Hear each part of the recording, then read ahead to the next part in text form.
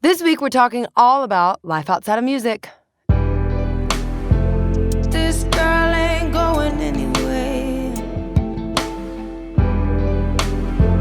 This girl ain't going anywhere. I can promise you this, now I know for sure. This girl ain't going anywhere. Welcome to yet again another episode. Life outside of music. Does that exist? Can somebody tell me? Because I'm trying to figure that out myself. Yeah. Apparently it does, because we've got 10 questions here that I'm super pumped to share my answers with. I love life outside of music. I love being with family. I love exploring food. I love eating. I love dancing. I love many things. Anyway, all that to say, the first question comes from Raleigh, North Carolina. What hobbies do you have outside of music? Every morning I wake up and I research, okay, what's something in this city that I can go find? I need like an adventure. I need a little moment of exploration. So eating is really, truly one of them. And then the other day I painted some shoes. That was really fun. Anything like crafty. I love crafty things. I unfortunately don't do it enough. But then they say, Lauren, it's an off day. And I say, okay, great, I'm gonna go to the studio. And I've actually talked to people about this. I think music is one of the unique things in the world that as you pour out, it gives back to you. So there's this kind of cyclical thing that happens with music, right? Where you feel drained in some ways, creatively maybe, or just the mobilization of it all can be daunting. But it is wild because it's also the thing that refreshes and refills and brings purpose and reminds you of so many things.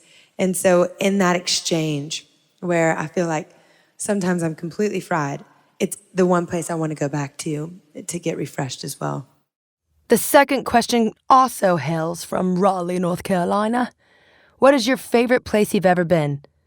The problem with that is I've been to so many places probably since I answered this question. So maybe it's not my favorite anymore. Oh no. Anyway, let's hear the answer. I love that question. I love that question because I love to travel.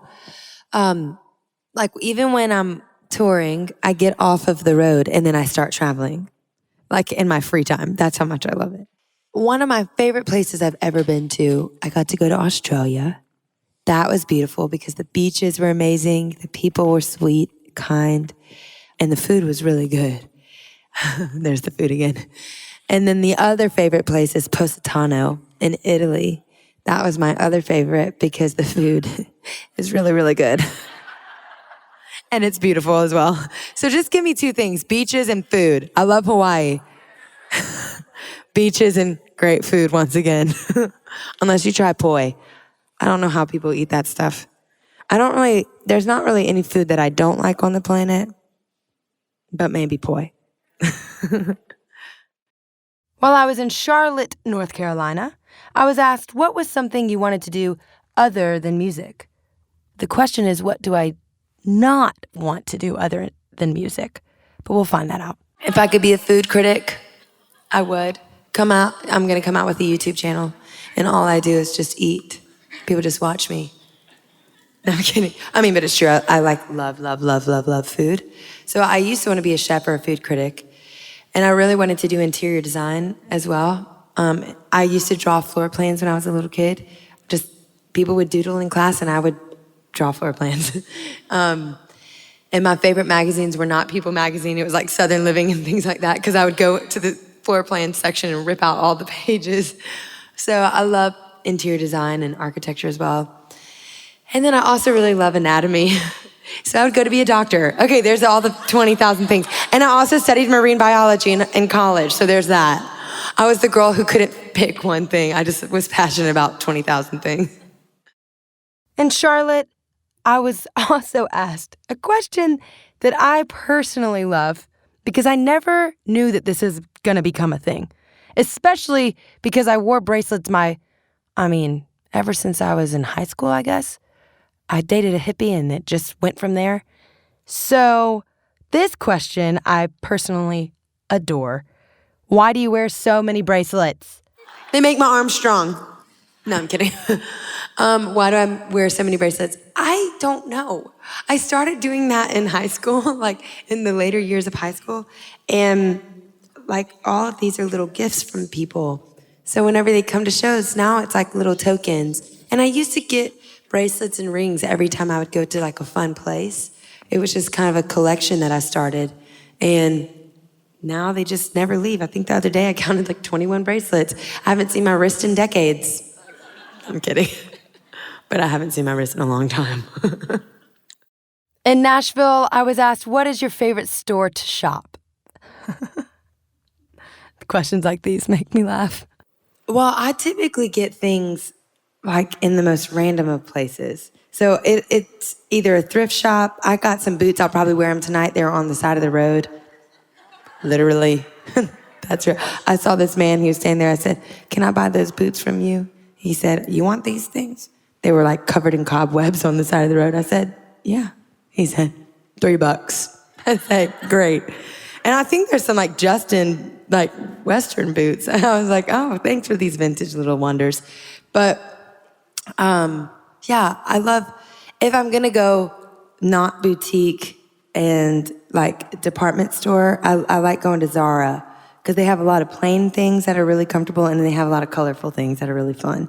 So that would be my go-to. But these, I think these came from like Buffalo Exchange or some vintage shop in New Orleans. And then same with these. And then this is Zara. So there's that. In Nashville, I was also asked maybe my most personal question ever asked before. Brace yourselves. What's your favorite order at Zushimaki? Now, if you know anything about Zushimaki, then you know. They have this roll called the Lauren roll because I love it. And it's cucumber on the outside and then salmon and avocado and then sometimes I add cream cheese on the inside too. And it's really good. And I get it with ponzu and lemon and a lot of jalapenos and chilies. In Nashville, I was also asked, what's your favorite Cajun dish? I love me some Cajun food, Misha. My dad makes some mean shrimp and grits, and I got fish gouvion. But let's see what I had to say. Well, y'all want to know a little secret? I got my nails done. And I said, could you make them look like crawfish? I just need to be on that stage thinking about crawfish. Because I've missed the whole daggum season being on the road. I haven't had a crawfish touch my lips yet. But I'm going to hopefully get home next week to get some. I love myself. I love crawfish. My dad makes shrimp and grits, and he puts a whole block of Gouda in the grits, and then he does like barbecue shrimp batter. It's out of control. So that's probably my other favorite. In Nashville, I was asked, have you ever had any experience in dance? My mom would say if 2 left feet count, then she dances all the time. But I'm not sure what I responded with, so let's just hear that instead. In my mirror. And let me tell you something. I'm the worst dancer on the planet. If twerking is a profession, I can only do that. Kidding. But when I tell you I can't dance to save my life. Okay, I got one person laughing. Great.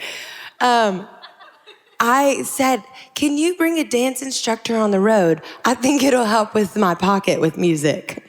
So can somebody please, for the love, teach me how to dance? I will say, a lot of times music moves me. I love being moved by music. I love sitting and listening and being absorbed. But there is nothing on this planet that reaches me like dancing does. And that might come as a shock to some people because I love music so much. But I can watch people dance and just weep. It's something so pure and so beautiful in that expression. I wish I could dance. I wish I could dance so bad. But no, I can't. I love it, though. I have the utmost respect for those who can. In Raleigh, I was asked, what are some of my favorite sister memories? Let me tell you, my sister is one of my best friends. I adore her from the top of my head to the tip of my feet. She's my sidekick. Let's hear what I had to say. In one of my favorite sister memories, my sister is like one of my best friends, is when she had her little baby. She had a little girl, and that child has changed our lives. She is just, I'll tell you what, she is cut from this girl's cloth, and I am proud of it. But my sister and I, just through that season, we were thick as thieves, and I love her so, so much. In Nashville, I was asked, is the song This Girl an answer to your grandpa saying, let that girl sing? He would always say, that girl, that girl. And it was really funny because that song came out, one of the guys that we always ask to come write with us, his name is Paul Duncan. He's amazing. So it was Paul Duncan and my two producers, and we were all sitting in the room and he was about to leave. And we had this like 2-week period of really just like rich songwriting. The whole record was written in almost 2 weeks. It was like very fast. And so while he was in there, he said, I'm about to leave, but I just want to pray with you guys before I go. And Paul Mabry, my drummer producer, he was playing on the Rhodes, some chords, and then my Paul Duncan was praying. And it was one of those moments where you're like, all right, get on with the prayer. I got a melody in my head and we got to get this thing going. And so I was waiting for that amen because I didn't want to lose it. I was like, oh no, I feel something in this, but I don't want to lose it. And so I just started singing, oh, dee-dee-do, dee-dee-do, dee-dee-do. And I knew because of the way the room reverberated that I wanted it to be an O vowel because it was a really beautiful spin in the room. And so that's why it's, I've been a winding road, oh, I know you know, all the O vowels. And I guess I mentioned something like, this girl ain't going anywhere.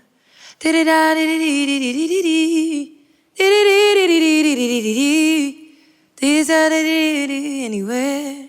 Or something like that. And Jason, my other producer, he was like, wait, you just said like, this girl ain't going anywhere. I think that's a great little line. And I was like, I said that? And I think the song was all about, in the midst of all of these things pulling at me and feeling torn in a million different directions, I know one place I can always go back to. And I know going home, being with my family, being in Louisiana, getting my toes in the mud in the toes, yeah, that too. Getting just that all in my system, it was kind of the reminder of God almost singing to me, like, I want you to know. You can search the world. You can go a million places. You can try to find home in a million places, but it is always with me.